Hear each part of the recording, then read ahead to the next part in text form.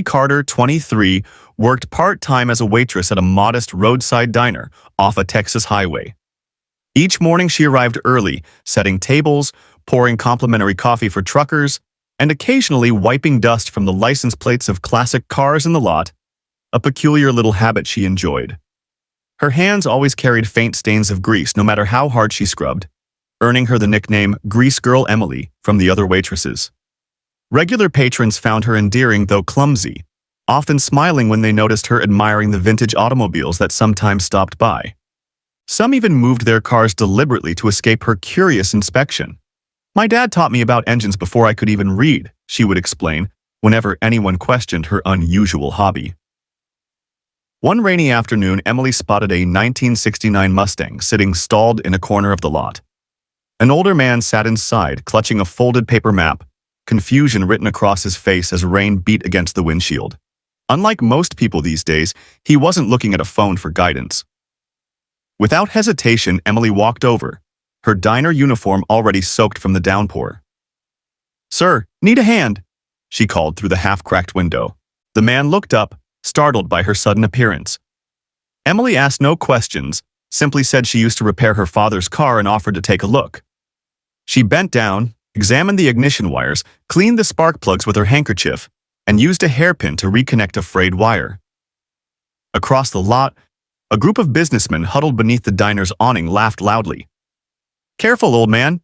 She might blow up your ride," one of them shouted. The manager rushed outside, umbrella in hand, glaring at Emily. "What are you doing? We have customers waiting." The elderly driver ignored the laughter, turned back to Emily, and murmured a soft, "Thank you." The engine roared back to life, and without leaving a name, a number, or even a tip, he drove away. Drenched, Emily returned inside where the manager called her into his office. "From now on, don't touch customers' cars. The diner isn't liable for damage you might cause." "But I fixed it," she replied quietly. "That's not the point. You're a waitress, not a mechanic. Stay in your lane." Emily said nothing more, only slipped off her grease-stained gloves and tucked them into her locker. She finished her shift serving coffee with a polite smile, even to the men who had mocked her outside. The following morning, Emily arrived at the diner only to find the entire parking lot surrounded by 6 military jeeps, blocking every entrance to the small establishment. A group of soldiers stepped out, their pressed uniforms and sharp posture clearly setting them apart from the local National Guard. One officer, silver oak leaves gleaming on his shoulders, held a sealed envelope in hand. He marched into the diner and asked in a clear, commanding voice, "Does Miss Emily Carter work here?" The manager's face turned pale, customers froze mid-bite, and the cook leaned halfway out of the service window. Emily slowly nodded, nervously wiping her hands on her apron, a habit she could never break. The officer handed her the envelope marked with an official seal. Inside was a simple message. "Your presence is requested at a special ceremony at Fort Miles Military Base tomorrow at 0900 hours. No other explanation was given. The soldiers departed in perfect formation, leaving behind stunned diners and a visibly shaken manager. "What did you do?" the manager demanded once the jeeps had disappeared. "I don't know," Emily whispered, her hands trembling as she held the invitation. A customer who had secretly snapped a photo of the scene quickly posted it online with the caption, "The waitress who fixed a car yesterday. Who is she that the soldiers came looking for her?" Within hours, the post spread rapidly across local forums. Soon after, a regional journalist called the diner asking about the mechanic waitress who had drawn the attention of the military. Panic settled over Emily. Had she unknowingly made a mistake? Was the car tied to something classified? Could it have been stolen? She phoned her mother, who cautioned her, "Maybe don't go to that ceremony, honey. It sounds suspicious." But later that same afternoon, another soldier appeared, older, with kind eyes, and handed Emily a small wooden box. Inside lay a single key attached to a dog tag engraved, "Mustang 1969, Operation Homebound Edition." Along with it came a business card reading, "Major William Curtis, Special Veterans Affairs." On the back, handwritten, were the words, "Thank you for noticing what others overlooked." The manager, who had been watching the entire exchange, suddenly seemed less harsh. "Emily, what's happening? he asked, his tone shifting. She studied the key, running her fingers over the inscription. "I think that car yesterday wasn't just any car," she murmured. That night, unable to sleep, Emily searched for information on Operation Homebound, but found nothing in public archives.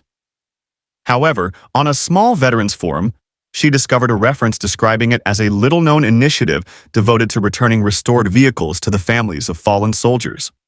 Slowly, it dawned on her. The Mustang she had repaired wasn't ordinary, and the man behind the wheel hadn't been just some traveler passing through. The next morning, Emily put on the best clothes she owned, a simple blue dress and her mother's pearl earrings. She polished her single pair of dress shoes until they gleamed. As instructed, she waited at the diner at exactly 0800 hours. A black Jeep pulled up, and a young woman in uniform stepped out, opening the door for her. "Miss Carter, I'm Lieutenant Rodriguez. I'll be escorting you to Fort Miles." "Can you tell me what this is all about?" Emily asked as they drove away. The lieutenant offered only a small smile. "Some actions deserve proper acknowledgement. That's all I can say." Their vehicle passed through 3 separate security checkpoints before arriving at a large hangar adorned with American flags. Inside, hundreds of uniformed personnel stood rigidly at attention. Emily's voice faltered as she whispered, "What is happening?" Rodriguez only replied, "You'll see. Just remember, sometimes the smallest kindnesses carry the greatest weight." Emily was guided into an auditorium filled with military members from every rank. On the stage sat the very same Mustang she had repaired, now polished to a mirror finish. Hanging behind it was a large photograph of her bent over the engine in the rain, her focus visible despite the storm. The base commander stepped up to the podium, his chest glittering with medals. "Ladies and gentlemen, today we honor not just a car, but a legacy." The room grew utterly silent. This 1969 Mustang once belonged to Lieutenant Colonel Jonathan Curtis, who gave his life in service to our country in 1998. For decades, his brother, Major General William Curtis, has preserved and restored this vehicle to honor his memory. Yesterday, a young woman unknowingly helped him when the car stalled on the way to an annual memorial. From the front row, a silver-haired man in full dress uniform, recognizable now as the same driver from the Mustang, stood tall. The commander continued, "Miss Emily Carter didn't just fix an engine. She repaired a connection to a soldier long gone, yet never forgotten." General Curtis stepped up to the podium, his bearing upright despite his years. "When Miss Carter reconnected that ignition wire, she unknowingly reconnected me to my brother's memory in a way words cannot capture." His voice remained firm, though emotion flickered beneath the surface. "You see, my late brother's wife, whose name was also Emily, used to work on this very car with him every evening. It was their ritual, their bond. After he was killed in action, she could no longer keep the Mustang but asked me to preserve it. For more than 2 decades, I've driven it to the memorial gathering of his unit. Yesterday, I thought I would miss it for the first time in 25 years. Until this young woman appeared. She didn't ask who I was, didn't expect recognition or reward. She simply helped because help was needed. The very spirit of service our troops live by." He paused, allowing the weight of his words to settle. What struck me was not just her mechanical ability, though she clearly understands an engine. What moved me was her willingness to act without knowing my rank, my name, or what she might gain. In an age when so much is transactional, Miss Carter reminded me why we serve, not for recognition, but because it's right.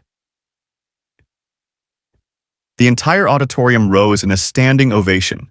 Stunned and overwhelmed, Emily was guided onto the stage where she received the Civilian Medal of Honor for service to veterans, a distinction rarely bestowed upon someone outside the military. Blinking back tears, she whispered, "But I only fixed a car." The general leaned toward her, speaking softly so only she could hear. "No, Miss Carter, you restored a moment in time I thought was lost forever."